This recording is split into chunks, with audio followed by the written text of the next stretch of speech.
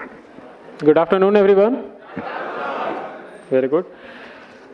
First thing, हमने बहुत सारे इन्फॉर्मेशन जो हमारे डीडीजी थे, सीईओ सर थे, सब ने बहुत अच्छी अच्छी इन्फॉर्मेशन दी. बहुत अच्छा हमने डेटा का एनालिसिस देखा, कितने रिजेक्शंस होती है, इंडिविजुअल कितना है, इनरोलमेंट कितनी रिजेक्शन होती है, अपडेट कितना होता है.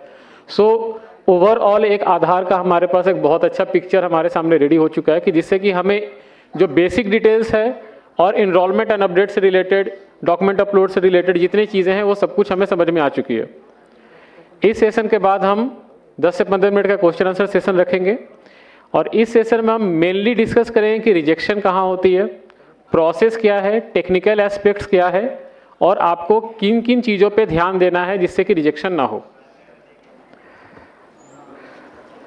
तो आपकी स्क्रीन पे जो भी एक QC पोर्टल दिख रहा है, ये एक ऐसा हमारे पास पोर्टल होता है. जब आप डॉक्यूमेंट अपलोड करते हैं तो ऐसा हमारे पास डॉक्यूमेंट आता है.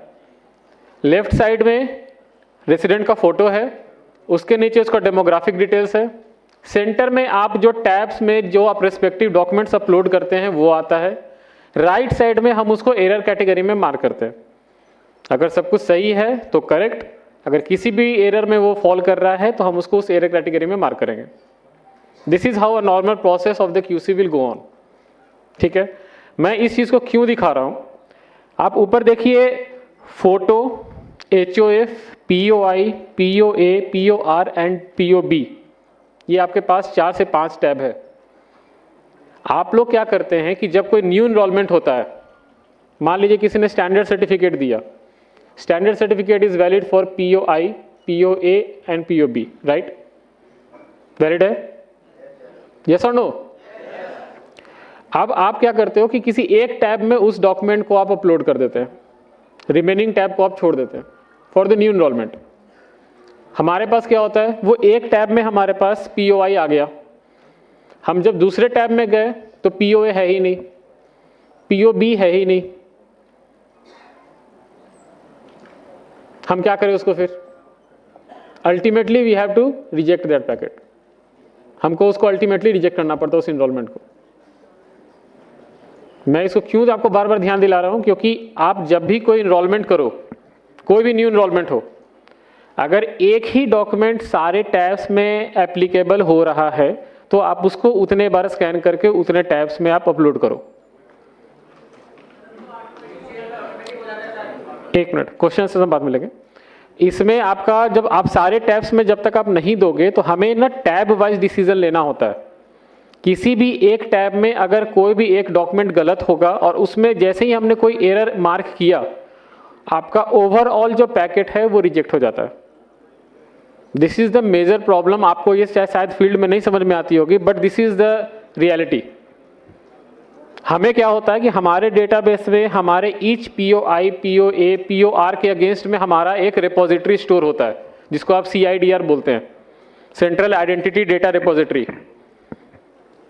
अगर हमने किसी एक POI डॉक्यूमेंट में आपने सारा डॉक्यूमेंट स्कैन कर दिया जो कि POA के लिए भी एप्लीकेबल है, POB के लिए भी एप्लीकेबल है, तो कल को अगर मैंने न्यू इनरोलमेंट सेग्रीगेट करके मैंने डेटा निकाला डेटाबेस से, तो हमारे पास सिर्फ उस इनरोलमेंट ID का POI आएगा. उसके साथ क्या POB लगा हुआ है, क्या POA लगा हुआ है, हमें नहीं पता चलता. एंड एट द एंड जब आप बोलते हो कि ये रिजेक्शन हो गया या RO हमें रिक्वेस्ट भेजते रिजेक्शन एनालिसिस कीजिए, इसका क्यों रिजेक्ट हुआ, हमारे पास वो डेटा नहीं होता क्योंकि आपने एक ही टैब में सारे डॉक्यूमेंट लगा दिए. This is a common problem. New enrolment में आप लोग अच्छे से ध्यान देंगे क्योंकि ऑलमोस्ट 99.6% पॉपुलेशन इंडिया में सबके पास आधार है और जो न्यू इनरोलमेंट है वो मेजरली 0 to 5 ईयर्स के लिए ही है. अगर अभी भी कोई ग्रेटर देन 18 ईयर्स के पास आधार नहीं है और वो इनरोलमेंट के लिए आ रहे हैं तो आप उस चीज़ का ध्यान रखेंगे कि उनका एक एक document POI, POA and POB सब कुछ वेरीफाइड होना चाहिए.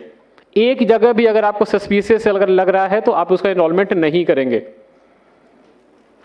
Specifically for the new enrolment कोई लीनियंसी नहीं, कोई लिवरेज नहीं. आप डॉक्यूमेंट लेके आइए तभी हम उसको इनरोल करेंगे for specifically for the new enrolment. ठीक है. नेक्स्ट, ये कुछ ग्रेव एरर्स है जो स्टार्टिंग से कुछ हम लोग डिस्कस कर रहे हैं, DOE 1 क्या होता है, DOE 2 क्या होता है, बायोमेट्रिक एरर्स क्या होते हैं। तो ये कुछ आपके ग्रेव एरर्स हैं जिसके बेसिस पे आपको पेनलाइज किया जाता है और उसके अकॉर्डिंग आपका सस्पेंशन जो भी 10,000 15,000 की पेनल्टी लगती है। ये जो आपके एरर कैटेगरीज हैं, इस एरर कैटेगरी में जब भी आपके कोई पैकेट रिजेक्ट होती है वो उसको ग्रेव एरर माना जाता है। Missing document, photo of photo, age mismatch, फिर आपका चाइल्ड फोटो मिसमैच, ये जितने अनपार्लियामेंट्री लैंग्वेज जो जितने आपको एरर्स दिख रहे हैं ये सारे ग्रेव एरर्स होते हैं। आप चीज़ को पहले समझिए। आपको जब आप फील्ड में इनरोल करते हैं तो आपको लगता है कि नहीं ये चल जाएगा और कल को अगर उसका डेटाबेस मैंने निकाला तो मेरे पास रिकॉर्ड नहीं है। आप इस सीरियसनेस को समझो। आप 136 करोड़ पॉपुलेशन का अगर आप बोलोगे कि इसका ये डॉक्यूमेंट लगाते हैं चल जाएगा, कभी कभी चल भी जाता है, शायद हमसे मिस्टेक हो जाती है या जो आपका सिस्टम है वो रिस्पॉन्ड नहीं कर पाता, उससे मिस हो जाती है, शायद कभी कभी निकल जाता है। लेकिन मैक्सिमम टाइम हम कोशिश करते हैं कि इस तरह के आधार ना बने जिसमें कि या तो डॉक्यूमेंट अटैच नहीं है, गलत डॉक्यूमेंट अटैच है या फिर कोई एरर किया हुआ है। इंटेंशनल हो नॉन इंटेंशनल हो डजेंट मैटर, बट गलत आधार अपडेट या इनरोल नहीं होना चाहिए। पता है ना आपको कि आधार को हम क्या बोलते हैं? सिटीजनशिप प्रूफ नहीं है, पता है सबको? आइडेंटिटी प्रूफ तो है। जहां भी आप जाते हो सब जगह आधार मांगते हैं। हम नहीं बोलते कि आप आधार को सब जगह वैलिड मानो, बट वो आधार लेते हैं। क्यों लेते हैं? कोई आंसर बता सकता है? नहीं, बायोमेट्रिक तो है। बायोमेट्रिक तो ऐसे भी आप कहीं जाओगे तो वो बायोमेट्रिक ऑथेंटिकेट नहीं कर सकते।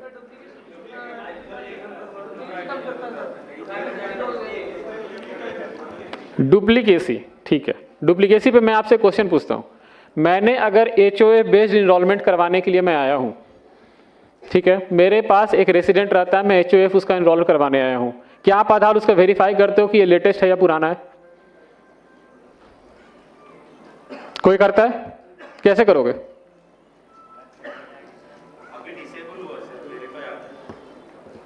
वेरीफाई आधार डिसेबल हुआ, बट आप नहीं कर पाते हो ना अभी।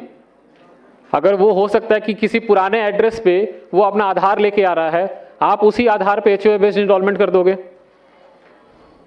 शायद हो सकता है उस एड्रेस पे वो रेसिडेंट रहता भी ना हो, लेकिन किसी और का आधार उस एड्रेस पे बन गया। और HOF तो हमने कभी एज लिमिटेशन पे नहीं लगाया। HOF तो कोई भी कर सकता है।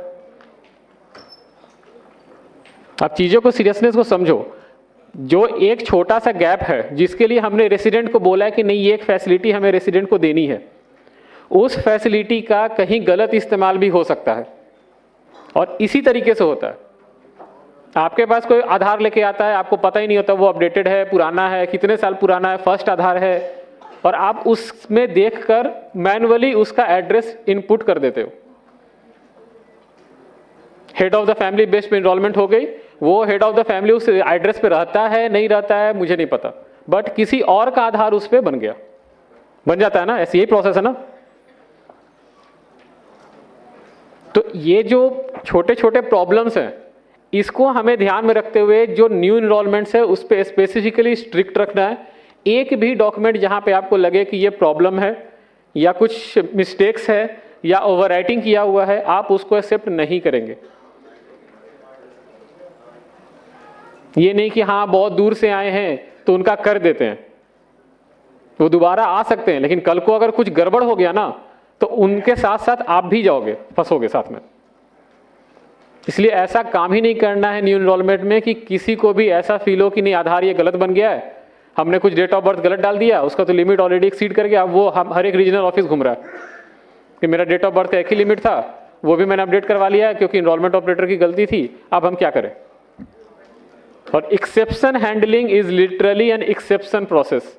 बहुत हेडेक है और इतने आसानी से आधार नहीं बनता।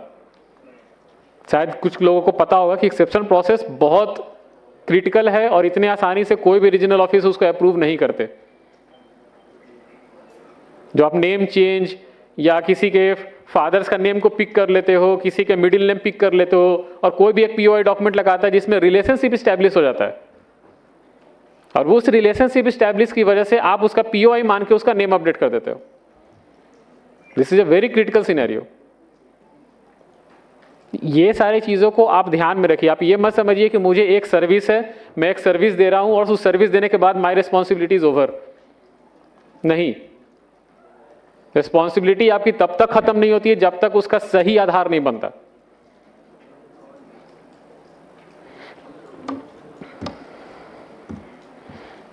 ये देख लीजिए, अगर आप लोगों के पास फोन है आप इसका फोटो खींच लीजिए। This is a very critical जो आपका इंफॉर्मेशन है कि DOE 1 क्या होता है, DOE 2 क्या होता है, बायोमेट्रिक क्या होती है, बायोमेट्रिक एरर 2 क्या होता है। ये सारे एरर्स का आप एक फोटो खींच लो, अपने पास रेफरेंस के लिए आप रख लो।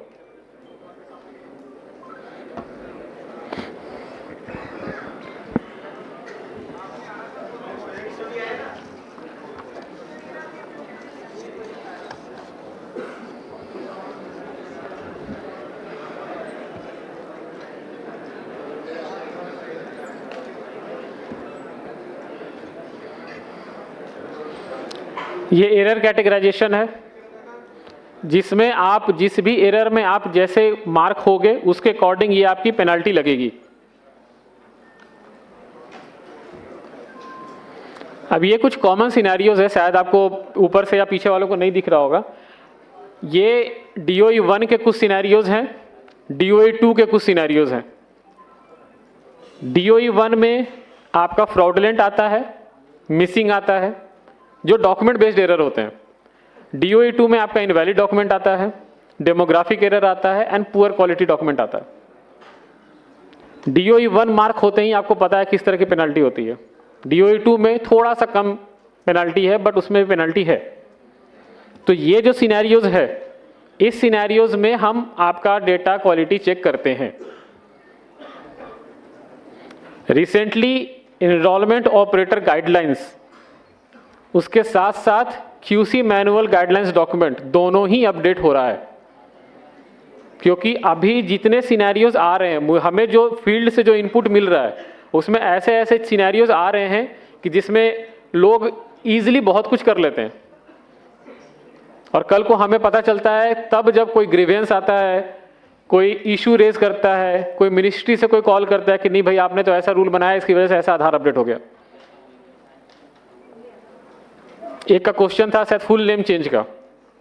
फुल नेम चेंज पे मैं आपको क्लैरिफाई करता हूं।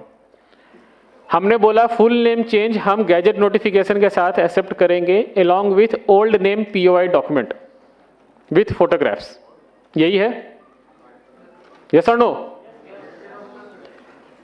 अब पुराने नेम के POI डॉक्यूमेंट में गैजेट आपका ये स्टैंडर्ड सर्टिफिकेट भी हो सकता है ना? क्यों? हमने तो कहीं स्पेसिफिक नहीं लिखा। स्टैंडर्ड सर्टिफिकेट हमने क्या लिखा है? फुल नेम चेंज के लिए हमें एक गैजेट नोटिफिकेशन चाहिए जो कि नए नाम का होगा। पुराने नेम का हमें कोई एक POI डॉक्यूमेंट चाहिए जिसमें उसका फोटोग्राफ होगा। यही मांगा ना हमने। पुराने नेम का तो आपका स्टैंडर्ड सर्टिफिकेट भी कोई लेके आ सकता है, तो फिर तो वही प्रॉब्लम हो गई। हमने चीजों को ठीक करने की कोशिश की, फिर किसी ने एक लूप होल निकाला और फिर वो ऐसे इस तरह के काम करने स्टार्ट कर दिए उसने। आप स्टैंडर्ड सर्टिफिकेट पुराने नेम का POI डॉक्यूमेंट आप नहीं लेंगे। उसको छोड़ के लिस्ट में जितना भी लिस्ट ऑफ डॉक्यूमेंट है वो आप एक्सेप्ट करेंगे, लेकिन ओल्ड नेम का POI डॉक्यूमेंट में स्टैंडर्ड सर्टिफिकेट कंसीडर नहीं होगा।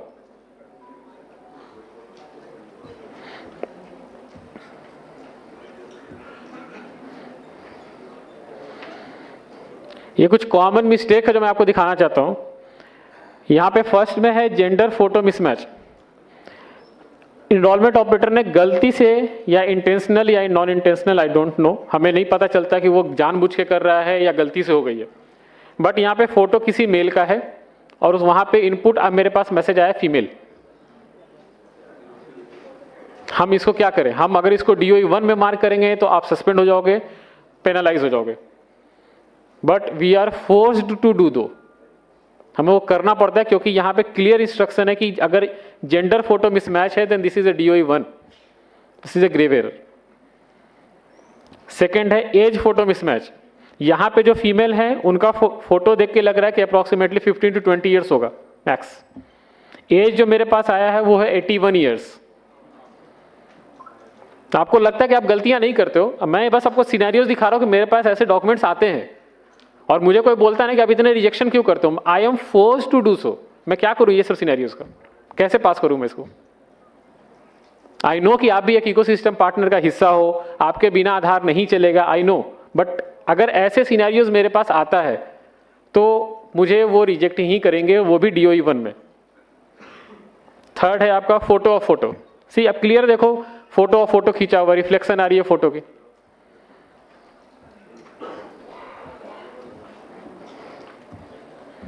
Unparliamentary language, human photo missing, देखो कुछ भी फोटो डाला हुआ है वहां पे। अगर इस पे आधार बन जाता है तो फिर से कल को वही होगा कि हनुमान जी का फोटो आधार बन गया, भगवान का आधार बन गया, किसी और का आधार बन गया। फिर आप हंसोगे बोल के ये कि देखो किसी का भी आधार बन जाता है। क्यों बन जाता है? क्योंकि हम ही गलती करते हैं। वो शायद हम उसको रिजेक्ट नहीं कर पाए और आपने उसको हमें फोर्सफुली भेजा कि आप इसको देखो, हमसे मिस हो गया और वो जनरेट हो गया।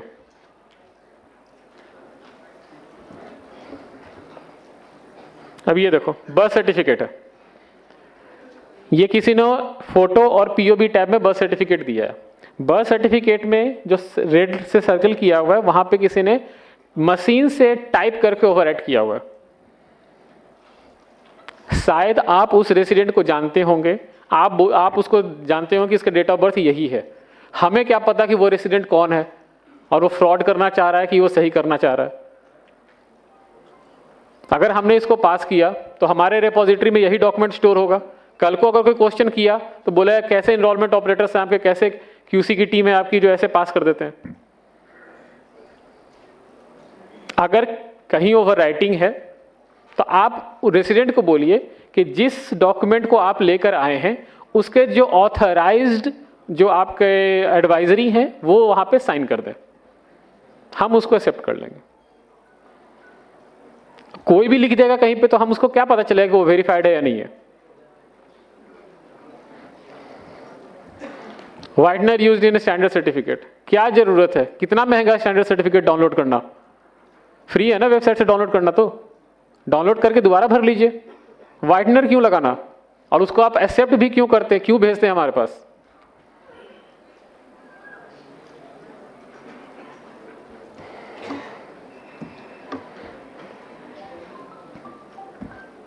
सर्टिफाइड डिटेल्स में पूरा ओवर राइटिंग करके दोबारा लिखा हुआ है।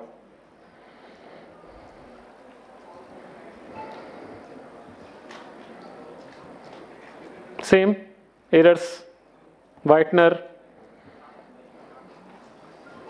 ये POR document, I don't no कौन सा डॉक्यूमेंट है।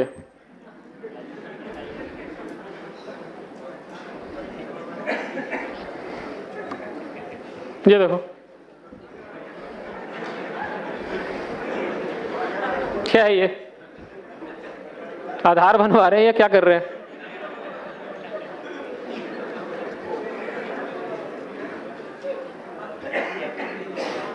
आप ये देखो, आपने सिलेक्ट किया school leaving certificate, school transfer certificate, extract of school record, ठीक। डॉक्यूमेंट क्या है, कोई पब्लिक माध्यमिक विद्यालय है, उसमें एक्सट्रैक्ट लिखा हुआ है, साइन किया हुआ है, और ये डॉक्यूमेंट हमारा अप्रूव्ड लिस्ट में हम मानते भी नहीं है इसको। आप उसको भेज देते हो कि शायद कोई पास कर दे या चला देगा इसको।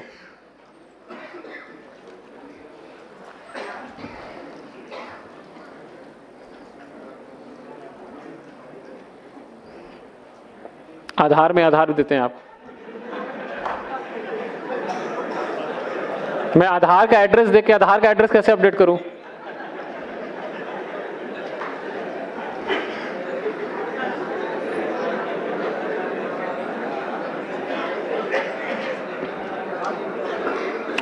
अब देखिए ये एक वैलिड केस है, मैंने इसको क्यों रखा है यहाँ पे। कभी कभी क्या होता है कि बर्थ सर्टिफिकेट जब बनता है बच्चे का, उसमें उसका नामकरण नहीं होता, और बर्थ सर्टिफिकेट जो है वो RGI इशू करता है, रजिस्ट्रार जनरल ऑफ इंडिया। उस समय नाम नहीं होता है तो वो क्या करते हैं कि उस जगह को ब्लैंक छोड़ देते हैं और बाकी रिमेनिंग इंफॉर्मेशन भर देते हैं। इसलिए कि कल को अगर आपका नाम हो जाता है, नामकरण कर दिया जाता है, तो आप आके अपडेट करवा लीजिए। इन्होंने क्या किया, खुद से ही नामकरण करके लिख दिया और वो आपने स्कैन करके भेज दिया, आपको भी लगा कि हाँ सही है, यही तो नाम है, भेज दो।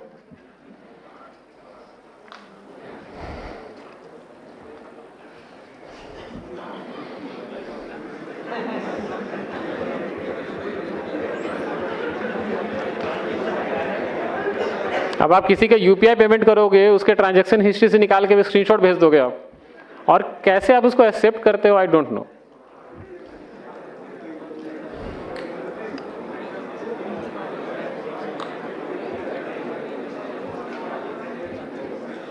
ये कॉमन एरर्स था जो मेरे पास आते हैं, उसके कुछ मैंने स्क्रीनशॉट्स आपको दिखा दिए थे।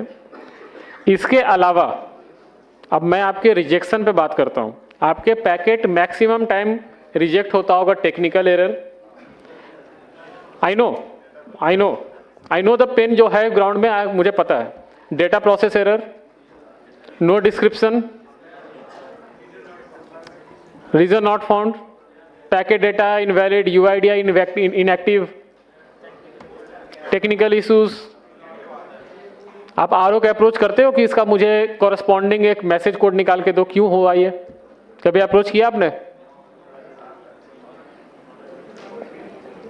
कल मैं टेक सेंटर से आया हूँ, बेंगलोर से, और मैं वहां पे स्पेसिफिकली ये सारे रिजेक्शन कोड के साथ साथ जो एमडीडी प्रोसेस होता है, मैनुअल डीडुप्लीकेशन। देखिए हमारा सिस्टम एक सेडा से बना हुआ है। आप जो भी पैकेट आप यहां से भेजते हो वो हमारे एक सेडा में आता है। सेडा से 14 स्टेजेस हैं, वो घूम के वापस है सेडा में आता है, उसके बाद वो आधार जनरेट होता है। सेडा से पहले एक प्री सेडा होता है, जहां पे कि अगर आपका मान लीजिए डॉक्यूमेंट आपने स्कैन किया, अपलोड किया, लेकिन वो हमारे पास नहीं पहुंचा, तो वो प्री सेडा में रिजेक्ट हो जाएगा। उसका मैसेज कोड जाएगा, packet was rejected in pre SEDA flow. SEDA इतना टेक्निकल मत जाओ आप। तो ये जो रिजेक्शन है वो सेडा से पहले होता है। अब आते हैं सेडा पे। सेडा के बाद जो पैकेट स्टार्ट होती है, बेसिकली पैकेट की जर्नी सेडा के बाद स्टार्ट होती है। आप चीज को समझो, यहाँ ये जो प्रोसेस है ना, इससे आपको समझ में आ जाए कि आपकी गलती कहाँ होती है। सेडा के बाद वो पैकेट अलाइन होता है क्यूसी में जाने के लिए। क्यूसी में टोटल 5 स्टेजेस है। न्यू इनरोलमेंट के लिए डीडीसी, उसके बाद smart QC, then new enrolment, अगर एक्सेप्शन है तो बायोमेट्रिक एक्सेप्शन, एंड देन उसके बाद वो क्यूसी से आउट होता है। किसी भी एक जगह पे पैकेट सस्पिशियस लगा, कहीं ना कहीं तो वो रिजेक्ट हो जाएगा under the manual data quality check. This is the rejection code of QC. इसको छोड़ के अगर कोई भी रिजेक्शन है that is not related to the QC, all are related to the different process of the SEDA. QC से निकलता है, उसके बाद जाता है वो मेटा डेटा वैलिडेशन में। आप पूछो मेटा डेटा वैलिडेशन क्या होता है? आपका ईसीएमपी क्लाइंट वैलिड है नहीं है, इनरोलमेंट ऑपरेटर वैलिड है नहीं है, आपने जहां से सिंक किया उसका लैटिट्यूड लॉन्गिट्यूड वैलिड है नहीं है, आपने जीपीएस एक्टिव था, इंटरनेट कनेक्टिविटी थी, जो जितने इंफॉर्मेशन आपसे फील्ड से रिलेटेड है, क्लाइंट से रिलेटेड है, वो मेटा डेटा वैलिडेशन में होता है। तो क्यूसी के बाद भी इट्स अ चांस कि जहां पे आपका पैकेट रिजेक्ट हो जाए, that is a Meta data validation. उसके बाद होता है OSI, operator supervisor introducer verification. अगर वहां पे किसी का सस्पिशियस लग गया, वहां पे भी रिजेक्ट हो जाएगा। उसके बाद आता है बायोमेट्रिक, जो एमडीडी है, मैनुअल डीडुप्लीकेशन। वहां पे आप जो फिंगर, आइरिस और फेस, ये जो भी आप स्कैन करते हो, इसका एक स्कोर आता है हमारे पास। मैंने रिसेंटली जो कल मैंने देखा, वो मेरे लिए मतलब शॉकिंग था कि किसी ने ऐसे आप स्कैन करते हो कि 4 फिंगर मैंने यहां से लिया, उसको ऊपर मैंने फिर से 4 फिंगर उस रेसिडेंट का लगा के दे दिए।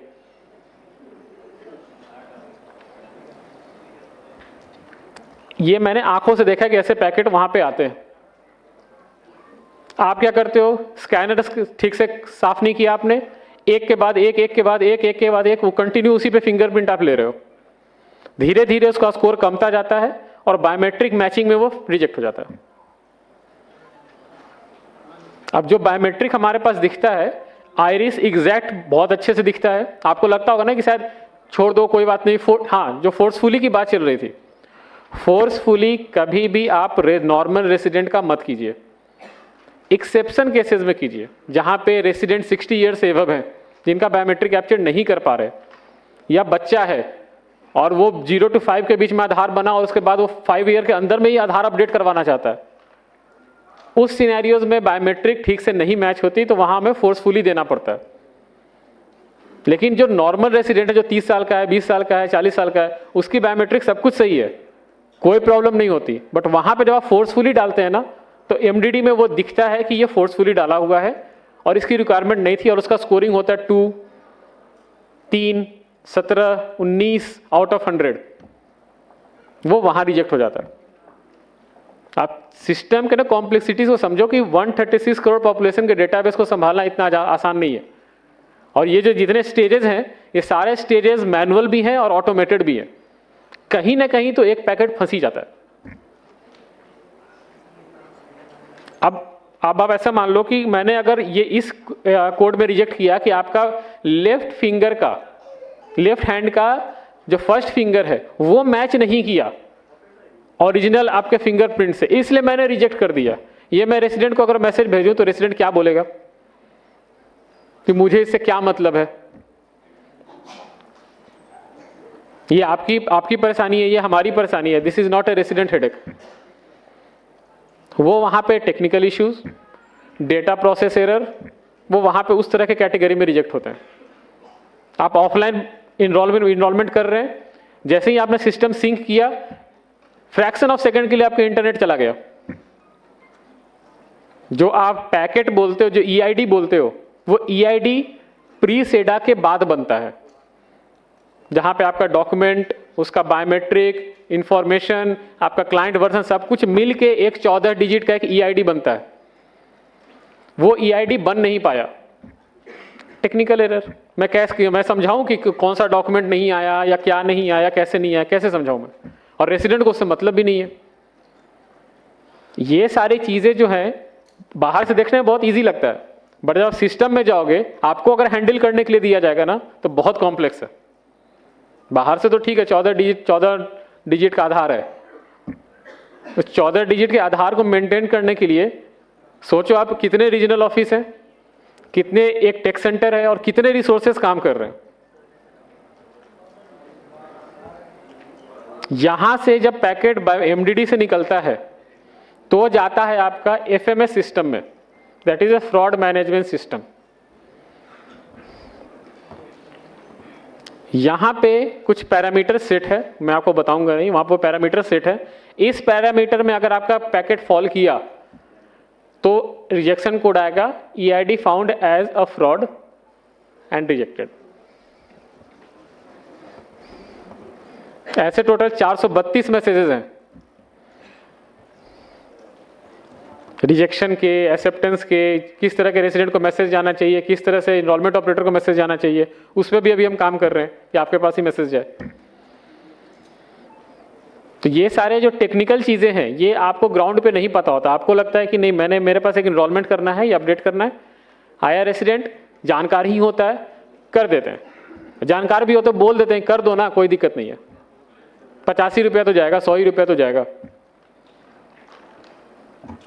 आप ये देखो कि अगर वो रिजेक्ट हो गया, अगर डेट ऑफ बर्थ अपडेट करवा रहे हैं तो लिमिट गई, नेम अपडेट करवा रहे हैं तो भी लिमिट गई। लिमिट से याद आया, बर्थ सर्टिफिकेट जो एक्सेप्शन केसेस जो हमने लिखा है यहाँ पे लिस्ट ऑफ डॉक्यूमेंट में, इसमें कहीं हमने ये नहीं लिखा है कि हमें एक्सेप्शन हैंडलिंग में बर्थ सर्टिफिकेट भी चाहिए। There is a small miss, ये लिखा हुआ डिक्लेरेशन चाहिए। अब आप लोग क्या करते हो ना, डिक्लेरेशन ही सीधे भेज देते हो। डिक्लेरेशन के साथ हमें वो बर्थ सर्टिफिकेट भी चाहिए, तो वो जाएगा एक्सेप्शन में, वो क्यूसी पास होगा, उसको रीजनल ऑफिस वहां से उसको पिक करेंगे और वो फिर बैकएंड से वाइट लिस्टिंग होकर आपका आधार जनरेट होगा। और अभी जो रिसेंटली मैंने नोटिस किया है कि जो एचओएफ का एड्रेस अपडेट का डिक्लेरेशन है, वो कोई ऑपरेटर नीचे ड्रॉप डाउन लिस्ट में सिलेक्ट करता है अंडर द न्यू एनरोलमेंट और वो भेज देता है। जो एचओएफ का डिक्लेरेशन है, पता है ना आपको, एड्रेस अपडेट के लिए एचओएफ डिक्लेरेशन है, सेल्फ डिक्लेरेशन जिसको आप बोलते हो, that is only for address update and that और डॉक्यूमेंट जो है वो बस एक POR एक्ट करेगा। लेकिन जबकि वो ड्रॉप डाउन लिस्ट में आता है, हमारे पास न्यू एंड अपडेट का अलग अलग सा ड्रॉप डाउन लिस्ट नहीं है, एक ही लिस्ट है। तो उसमें वो लिस्ट में आता है, लोग क्या करते हैं, उसी को डॉक्यूमेंट को सिलेक्ट किया, न्यू इनरोलमेंट में डाला, अपडेट भेज दिया हमारे पास। हमारे पास वो बस एक कैटेगरी आता है, फोटो और एक POI में क्या है, सेल्फ डिक्लेरेशन। बहुत केसेस आ रहे हैं अभी, बहुत। अब मैं इसको क्या समझू, इंटेंशनल है, लैक ऑफ ट्रेनिंग है, या आप जानबूझ के कर रहे हो?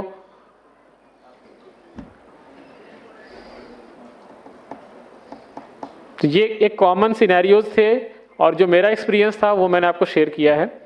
इसके अलावा अगर आपके पास कुछ क्वेश्चंस है तो हम उसको डिस्कस करेंगे one by one. Data hold नहीं होता है, डेटा MDD में होल्ड होता है। MDD में टोटल 4 प्रोसेस है, आप सुनो। MDD में टोटल 4 बैच के प्रोसेस चलते हैं, ठीक है। उस 4 बैच के प्रोसेस में 4 ऑटोमेटिक है और 4 मैनुअल है। अगर किसी जगह पे वो सस्पिशियस लगा सिस्टम को, लेकिन जो मैनुअली जो चेक कर रहा है उसको लगा कि नहीं ये पास हो जाना चाहिए, उस केस में वो 2-3 साइकिल घूमता है।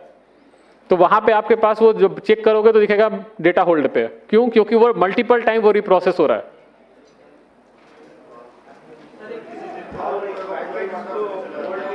एक वन बाय वन। आप कोई माइक देंगे प्लीज? एक minute, one by one, we will go one by one. आप पहले हाथ उठाइए, उसके बाद माइक लीजिए, उसके बाद बोलिए। मेरे पास आवाज नहीं आ रही है यहाँ पे।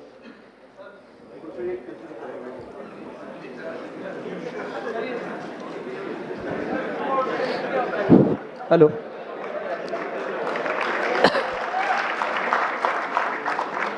हाँ बताइए sir. Please maintain silence, please maintain silence first. Sir जब एनरोलमेंट करते हैं, सर मैं इधर एनरोलमेंट करते हैं, एक बंदे की मशीन है, उसमें वो बंदा एनरोलमेंट करता है, उसमें एनरोलमेंट लिखा हुआ आ रहा है enrolment got rejected due to technical reason.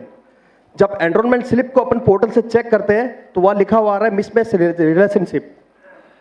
Agree होता है, पर क्यों सर, होता है जी आपको नहीं पता क्यों होता है? नहीं।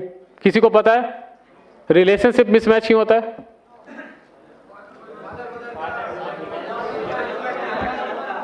बता दिया आंसर। नहीं सर, उस बंदे का पर्टिकुलरली 16 स्लिप सेम कंडीशन में रिजेक्ट हुआ है और आज तक 16 एनरोलमेंट ही किए उसने, सारे रिजेक्ट हो रहे हैं। वो HOA बेस्ड इनरोलमेंट है? नहीं, मोबाइल नंबर अपडेट हो रहा है सर। मोबाइल नंबर अपडेट है? Only mobile number update sir. एक मिनट, मेंटेन साइलेंस।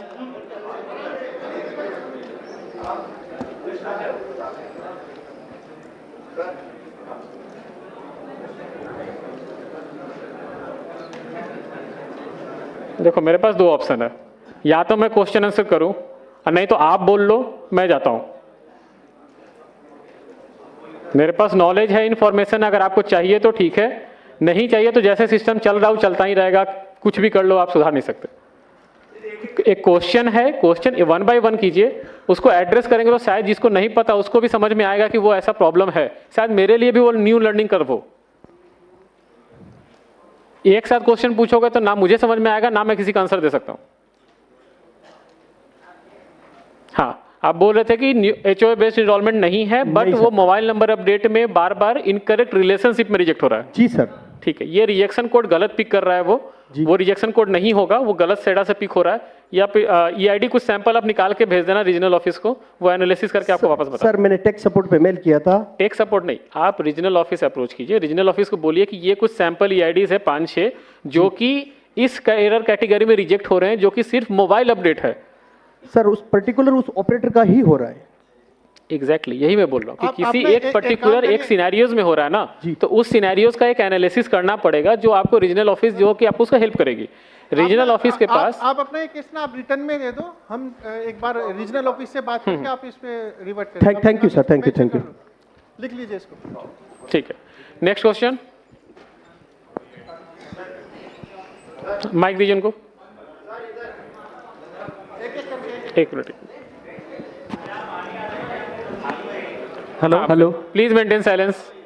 नमस्ते सर, मैं Nagpur Maharashtra. Maintain silence please. सुनो आराम से, अगर क्वेश्चन आंसर होना है तो सब लोग शांति से बैठेंगे, जो बोलेगा वो बोलेगा।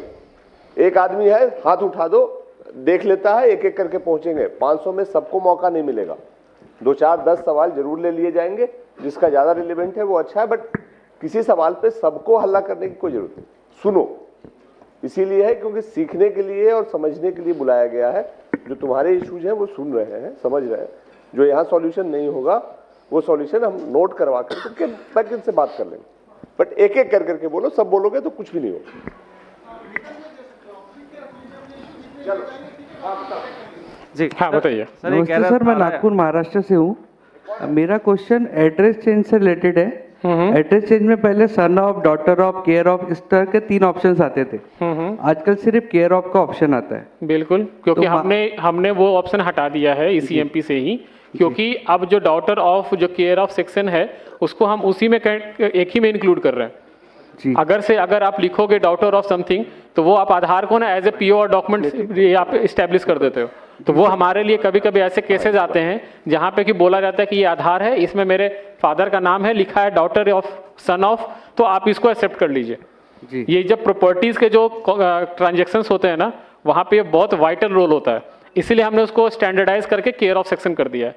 दैट विल नॉट सिग्निफाई कि वो डॉटर ऑफ है, सन ऑफ है या क्या है, जस्ट केयर ऑफ। सबके लिए सिंपल एक रूल। जी सर, दिक्कत इसमें होता है ना, महाराष्ट्र में क्या होता है, first name, middle name, last name होता है, तो उसमें दिक्कत नहीं होती। कुछ लोग MP साइड से आते हैं, उसका नाम होता है अशोक कुमार और पिता का नाम होता है मुकेश कुमार, तो वो लोग साथ में नहीं लिखते, वो नाम में फर्स्ट नेम में ही लिखते हैं अशोक कुमार, और फिर नीचे में सन ऑफ का ऑप्शन होता था, तो वहाँ मुकेश कुमार, फिर एड्रेस स्टार्ट होता था। तो अभी साथ में लिखने के लिए उसके बाद डॉक्यूमेंट नहीं होता, उसके पास सिर्फ मुकेश कुमार का ही डॉक्यूमेंट रहेगा, पापा का नाम साथ में ऐड नहीं रहता उसके डॉक्यूमेंट में। नहीं, तो आप केयर ऑफ सेक्शन में ही उसको डाल दीजिए ना। मेरे पास तो रेस्पेक्टिव डॉक्यूमेंट आ गया ना उसका। जी जी। उनको क्यों चाहिए कि वो सन ऑफ ही लिखवाएं अपने आधार पे? तो क्योंकि वो नाम के साथ ऐड नहीं होता ना उनके पापा का नाम, वो साथ में सिर्फ फर्स्ट नेम और कुमार ऐड करवाते हैं बस। एग्जैक्टली वही मैं बोलना चाह रहा हूँ कि जो रेसिडेंट के इस पॉइंट ऑफ व्यू से सोच रहे हैं, आप आधार के पॉइंट ऑफ व्यू से सोचिए कि अगर मैंने ये लीनियंसी दी, तो कल को कोई भी जो नेम अपडेट होता है, वो नेम अपडेट भी कोई एक ID प्रूफ दिखा के वो कर लेगा। जो एक पैन कार्ड दिखाएगा, वो बोलेगा कि ऊपर मेरा नेम है, नीचे फादर नेम है, आप उसको पिक कर लो। मैं क्यों पिक करूं उस चीज को? इसीलिए हमने उसको स्टैंडर्डाइज कर दिया है कि नहीं, केयर ऑफ सेक्शन ही रहेगा।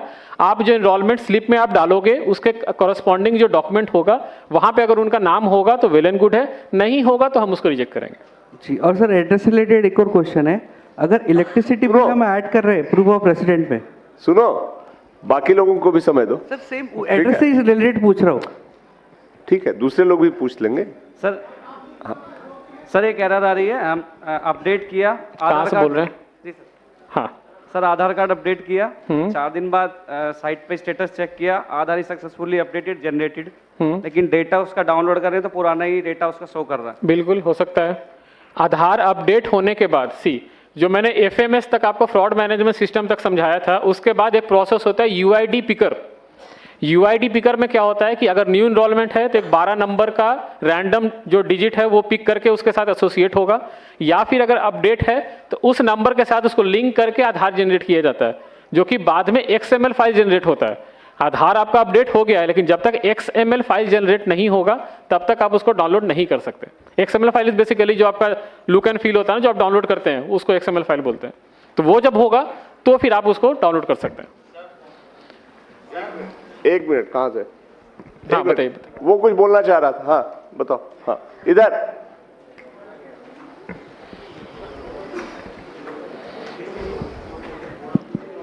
जी सर, थैंक यू। हाँ सर बताइए। मैं ये बोलना चाह रहा था, जैसे इन्होंने बोला कि महाराष्ट्र में वो सरनेम की प्रॉब्लम आ रही है उनको, सरनेम, यही प्रॉब्लम हमारे साथ भी आई है कि जो बाय डिफ़ॉल्ट हमारे उसमें क्लाइंट में है, उसमें सिर्फ केयर ऑफ आता है, उसमें हम कुछ नहीं टाइप कर सकते, सन ऑफ वगैरह, जैसे हम उसमें स्लैश टाइप करते हैं उसको नहीं लेता है वो। लेकिन यही अगर हम ऑनलाइन करता है कोई तो उसमें वो ले लेता है।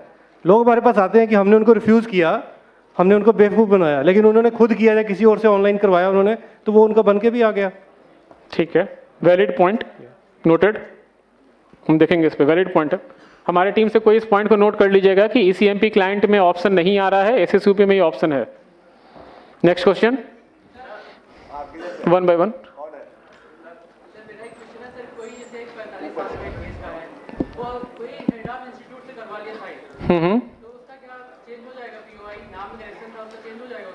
नहीं, क्यों होगा चेंज? यार सुनो सुनो सुनो सुनो सुनो, पहली बात ये आर्गुमेंट और डिबेट की जगह नहीं है। ऑथोरिटी ने डिसाइड किया है कि हेड ऑफ इंस्टीट्यूशन के सर्टिफिकेट के आधार पे नाम का चेंज नहीं होगा, तो अगर उसको चेंज करना है तो वो एप्लीकेशन लगाए, वो अलग से प्रोसेस से वो देखेंगे। यहाँ पे हेड ऑफ स्पेल चेक जो भी है, हेड ऑफ इंस्टीट्यूशन को इस तरह के कोई पावर नहीं है कि वो ये सर्टिफिकेट दे सके।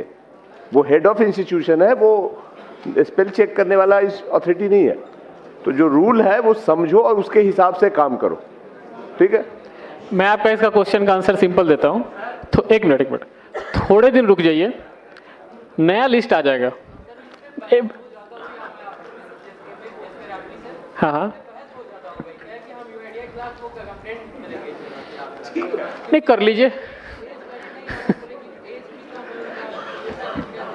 नहीं, देखिए आप ऐसे समझिए, हेड ऑफ द इंस्टीट्यूट है जो प्रिंसिपल, मैं इसे प्रिंसिपल मान के चलता हूं।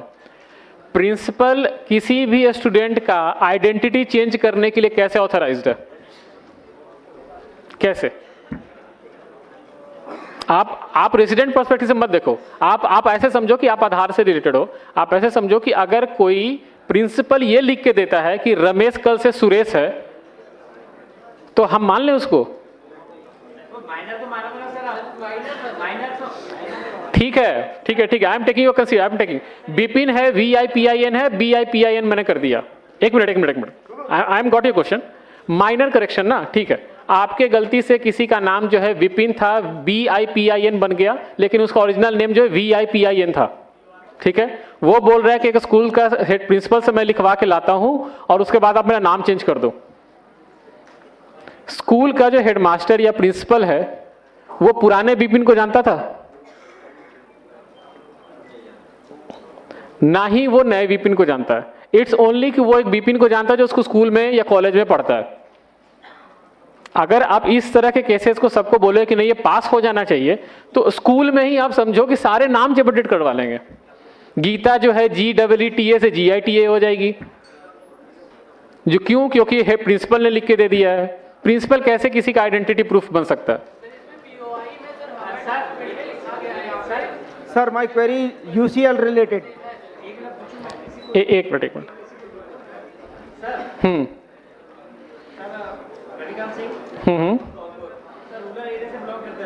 हाँ बताइए। बच्चा 6 क्लास में पढ़ रहा है, ठीक है। ऐसे पर उसके आधार में रिकॉर्ड है PRABIN, ठीक है सर। और डेट ऑफ बर्थ भी उसकी जो भी है एज पर स्कूल रिकॉर्ड है, उसका नाम है PRADWN, ठीक है सर।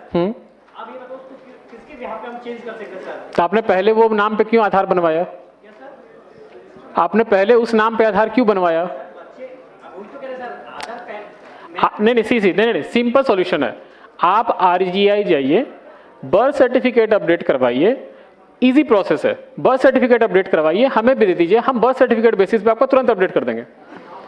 RGI जो ये गवर्नमेंट बॉडीज होती है, they are authorised to act as a POI। Principal headmaster नहीं ऑथराइज्ड हैं POI को प्रूफ करने के लिए। यार सुनो सुनो,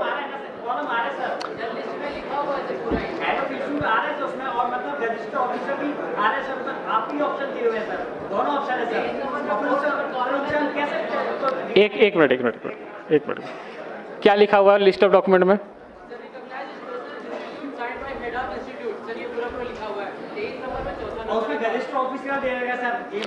हमने, हाँ ठीक है। अब आप बोल रहे हो प्रिंसिपल का, मुझे पता कैसे चलेगा कोई प्रिंसिपल ग्रुप A ऑफिसर है? ग्रुप A ऑफिसर है, मुझे कैसे पता चलेगा? क्या होता है सर? लेक्चरर तो गेजिस्ट ऑफिसर नहीं होता। आपके गांव में होता होगा। आप ऐसे समझो, आपको मैं बता रहा हूं, IIT जानते हो ना आप लोग? IIT का जो प्रोफेसर होता है ना, वो ग्रुप A ऑफिसर नहीं होता। आप देखो, आप रेसिडेंट पर्सपेक्टिव से जो क्वेश्चन पूछ रहे हो ना, आप मेरे पर्सपेक्टिव से देखो कि अगर मेरे पास ना ऐसे करोड़ों सिनेरियोज होते हैं अगर मैं ऐसे सिनेरियोस पिक करके मैं पैकेट पास करूं ना, तो ऐसे इन नंबर ऑफ केसेस और बनेंगे। नहीं सर, उनको डिक्लाइन करने का एक प्रॉपर रीजन तो दीजिए कि हम उनको ये बोल सके इस वजह से हम नहीं बना रहे इनको। आप रेगुलर पीओआई डॉक्यूमेंट लेके चाहते कि हम फोर्सफुली हम बनाना चाहते हैं। नहीं, सी हमें बनाना नहीं है सर। आप देखिए, न्यू इनरोलमेंट जो है, आप सुनो, मेरा नाम XYZ था, ठीक है, XYZ मेरा नाम आधार में बन गया, ठीक है, XYZ आधार में नाम बन गया, अब मुझे उसको XYA करवाना है, ठीक है। आप कोई भी रेगुलर पीओआई डॉक्यूमेंट ले आइए, हम उसे अपडेट कर देंगे, लेकिन ऐसे डॉक्यूमेंट लेके मत आइए जो कि किसी का डिक्लेयर्ड होगा। अब एक सवाल इधर से ले रहे हैं। एक minute sir my query UC maintain silence first. हाँ सर बताइए। Sir maximum time of update 3 महीने 4 महीने तक होल्ड में रहता है और उसके बाद में अंडर प्रोसेस ही लिखा हुआ आता है, भले ही हमने केवल मोबाइल नंबर अपडेट किया हो। एग्री होता है। तो कोई सॉल्यूशन इसके लिए देखिए, ये जो है ये कोई इंटेंशनल प्रॉब्लम नहीं है। ये क्या होता है ना कि जब आप कोई भी आधार को अपडेट करते हैं, आप वहाँ पे बताते हैं कि मोबाइल नंबर अपडेट है, लेकिन जो प्रोसेस है पूरा अपडेट होने का, वो प्रोसेस तो वो ट्रैवल करेगा, उसके बीच में कहीं पे भी उस पैकेट का स्ट्रक्चर खराब हो गया ड्यू टू टेक्निकल रीजंस, मैं मतलब टेक सेंटर में कुछ हुआ, हमने ECMP क्लाइंट वर्जन अपडेट कर दिया, या फिर कुछ अपडेट आ गए, इसकी वजह से क्या होता है कि उसका रैंडम में बीच रास्ते में उसका पैकेट का स्ट्रक्चर खराब हो जाता है। वो उसको बार बार रिकॉल करता रहेगा कि पुराने वाले आइडेंटिटी पे, कभी कभी पास कर जाता है, कभी कभी वो अंडर प्रोसेस अटक जाता है, कभी कभी ये भी होता है कि आप ECMP से डालिए, वो अंडर प्रोसेस है, SSUP से डालिए, वो पास पहले निकल जाता है। कई बार कस्टमर के पास में रिजेक्ट का मैसेज आता है और जब डाउनलोड करते हैं तो सही से डाउनलोड हो जाता है। हाँ बिल्कुल, वो देखिए हमने क्या बोला कि हमारा जो सेडा सिस्टम है, सेडा सिस्टम पे हमने अपडेट कर दिया, जो पोर्टल है या रेसिडेंट को जो मैसेज जा रहा है वहाँ अपडेट नहीं हुआ, लेकिन जो उसका XML फाइल है वो जनरेट हो गया, उस केस में उसका आधार अपडेट हो चुका है, वो डाउनलोड कर सकते हैं, लेकिन जो पोर्टल जो आप बात कर रहे हो अंडर प्रोसेस है, वो वहाँ पे अपडेट नहीं हुआ है। सर एक चीज, ये वाइस वर्सा भी हो सकता है। ECMP में पैकेट को चेक किया जा सकता है, जबकि UCL में हम चाहते हैं कि लास्ट में सबमिट करने से पहले एक बार हम पूरा व्यू करके देख लें कि हमने डाटा सही से अपडेट सही से डाटा डाला नहीं। सबमिट से पहले एक व्यू का ऑप्शन हो, रिव्यू का, तो उसमें सारी चीजें एक साथ दिख जाएं, उसके बाद सबमिट हो। Valid point. टीम प्लीज इस पॉइंट को भी लिख लीजिए कि UCL में अगर UCL में जैसे ECMP में दिखता है, वैसे UCL में भी ऑप्शन होना चाहिए समराइज सबमिट करने से पहले, कि एक बार ऑपरेटर जो है चेक कर सके कि इस इंफॉर्मेशन को डाला वो सही है या नहीं।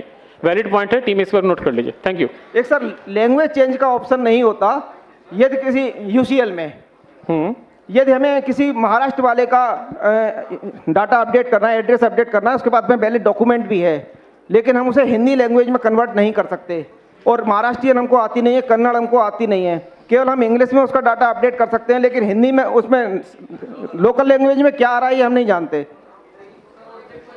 लोकल लैंग्वेज चेंज करने का ऑप्शन भी होना चाहिए ताकि हम हिंदी में उसका एड्रेस अपडेट कर सकें जो उसके वैलिड डॉक्यूमेंट में है। ठीक है, आपका क्वेश्चन का आंसर देंगे तिवारी जी, एक बार जाकर उनको आंसर दीजिए। नेक्स्ट क्वेश्चन पूछिए, आप जाकर उनको इन पर्सन आंसर दीजिए। UCL क्लाइंट जो होता है ऑनलाइन चलता है और जो ECMP क्लाइंट होता है वो ऑफलाइन होता है। हम डेटा जो अपलोड करते हैं वो ऑनलाइन करते हैं, बट जो इनरोलमेंट न्यू या अपडेट करते हैं ऑफलाइन करते हैं ECMP क्लाइंट से। तो जो हमारा पहले आधार बन चुका है जिस लैंग्वेज में, उस लैंग्वेज को रेसिडेंट जब अपना थंब लगाता है तो डेटा फैच करके सिस्टम पर दिखाता है और उसी डेटा पे हम जो है अपना अपडेट करते हैं। तो हमारा ओल्ड डेटा ऑलरेडी जब सिस्टम में रखा हुआ है और हमारा ऑथेंटिकेशन करके वो भेज रहा है तो उसमें हम चेंज नहीं कर सकते हैं। आपको चेंज करने के लिए क्लाइंट के थ्रू अपलोड करेंगे तब जाके चेंज होगा, क्योंकि आपको उसमें बायोमेट्रिक लिया जाएगा। UCL ऑनलाइन क्लाइंट चलता है। एक मिनट। UCL से रिलेटेड अगर क्वेश्चन है तिवारी जी, एक बार जाकर उनको इन पर्सन बताइए। दूसरा क्वेश्चन पूछिए कोई। एक minute, one at a time. Family है, उसके 5 मेंबर थे, तभी डॉक्यूमेंट अपडेट का ऑप्शन आया हुआ है। ठीक है, 1 मिनट साइलेंस प्लीज। मैंने उस फैमिली के 4 डॉक्यूमेंट अपडेट्स कर दिए। जो उनकी मदर है, उनका जैसे ही मैं डॉक्यूमेंट अपडेट के लिए फिंगर लगाता हूँ आधार नंबर डाल के, तो सिस्टम हैंग हो जाता है।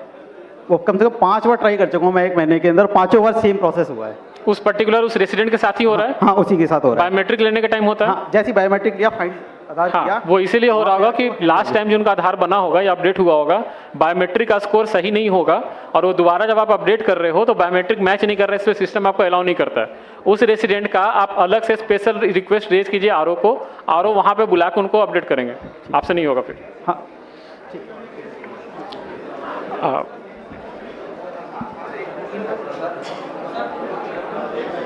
सर जैसे नेम की, डेट ऑफ बर्थ और जेंडर की लिमिट है, तो बायोमेट्रिक की लिमिट तो नहीं है? बायोमेट्रिक अपडेट करने की नहीं, यस, कोई लिमिट नहीं है। हाँ, जितनी बार चाहे करवा सकते हैं। Thank you. चलिए क्लोज कर सकते हैं। बाकी सवाल आप लोग अपने अपने लिख के दे दीजिए, हम लोग कलेक्ट कर लेंगे। हमारे ऑफिसर्स यहाँ पे हैं, दे विल कलेक्ट। आप एक काम कीजिए, देखिए सबका क्वेश्चन तो मैं नहीं ले सकता हूँ, जो मोटा मोटी क्वेश्चन था और जो एरर था वो मैंने आपको समझा दिया। मेरे पास एक क्वेश्चन भी आया कि डेटा प्रोसेस एरर में क्यों रिजेक्ट होता है। मैंने अभी बताया आपको कि डेटा प्रोसेस और जो टेक्निकल एरर्स है ये इसलिए इसका नाम रखा गया क्योंकि इसका जो एग्जैक्ट डिटेल्स है वो अगर मैं आपको समझाऊं या रेसिडेंट को समझाऊं तो नहीं समझ में आएगा। आप एक काम कीजिए, आपके जो क्वेश्चंस हैं आप कंसोलिडेट करके सीएससी टीम लीडर्स को, मेंबर्स को दीजिए, वो एक बार उनके थ्रू हमारे पास आएगा, हम उसको एड्रेस करके आपके पास वापस भिजवा देंगे, ठीक है। और एक चीज, one last thing, please maintain silence. सब लोग प्लीज शांति बनाओ, सबके सवाल नहीं हो सकते हैं, बहुत समय उतना नहीं है, पर्पस वो नहीं है, उन्होंने बहुत कुछ बताया है, बाकी आप दे दो। लास्ट चीज आप, सॉरी सर एक मिनट, लास्ट चीज आप लोग एक बार ध्यान रखिए, न्यू इनरोलमेंट प्लीज। बैठ जाओ ऊपर, सुनो कौन है सरदार जी, बैठ जाइए आप लोग ऊपर सारे प्लीज। न्यू इनरोलमेंट जो मैंने पहले भी बोला था, मैं फिर से लास्ट में बोल रहा हूँ, न्यू इनरोलमेंट पे आप कोई लीनियंसी, कोई लिवरेज नहीं देंगे for the age group greater than 18 years. एक भी डॉक्यूमेंट में ओवरराइटिंग है, सस्पिशियस लग रहा है या कोई भी इशू आपके लेवल पे दिख रहा है, आप उसको एक्सेप्ट नहीं करेंगे, मेरे पास नहीं भेजेंगे आप उसको पैकेट को। हमारे पास स्ट्रिक्ट ऑर्डर है from ministry of home affairs on the new enrolment, आप इस चीज़ को सीरियसली लीजिएगा।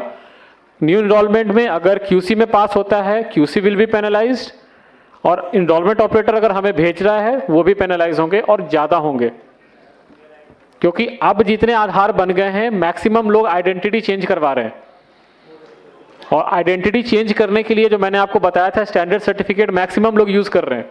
आप स्टैंडर्ड सर्टिफिकेट नहीं लोगे for the name change, gadget notification हो ना हो doesn't matter, standard certificate is not applicable. ये 2 पॉइंट आप ध्यान रखेंगे आगे से जब भी इनरोलमेंट या अपडेट कीजिएगा। Standard certificate for old POI और न्यू इनरोलमेंट में हर एक टैब्स में मुझे डॉक्यूमेंट चाहिए और वैलिड डॉक्यूमेंट चाहिए। क्लियर है? Yes, no? Okay, thank you and have a good day.